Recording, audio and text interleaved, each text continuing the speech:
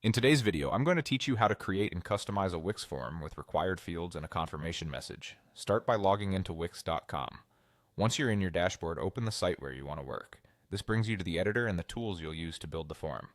On the left panel, look for Customers fields and go to Contacts. This is the hub for managing people who interact with your site. Choose Wix Forms to begin building your form from the built-in options. Click Create Form. You'll see the form builder along with a panel where you can add new fields. In the Add Form Fields area, drag in the essentials: name, email, and message. These are the core fields for most contact and inquiry forms. You can drag fields up or down to arrange the order so the form reads naturally, typically from basic identification to more detailed input. If you need additional questions, create them using the available types. Use short answer for quick inputs like a subject or company name. Choose long answer when you want a fuller response, such as a project brief or feedback. Pick single choice if the visitor should select only one option, and multiple choice when more than one response might apply.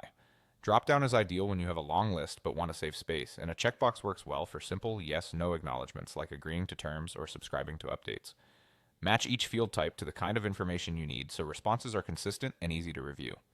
For each field you add, click it, then open Field Settings. Here, turn on Required if that piece of information is mandatory. Marking only the essentials as required keeps the form friendly while ensuring you always receive the details you must have. While you're in Settings, check that labels are clear and straightforward, and consider adding brief hints if available so visitors understand exactly what to enter. At the top, click Settings. In General Settings, fine-tune how your form behaves overall. This is the place to confirm the form name, review defaults, and make sure everything stays organized as your site grows.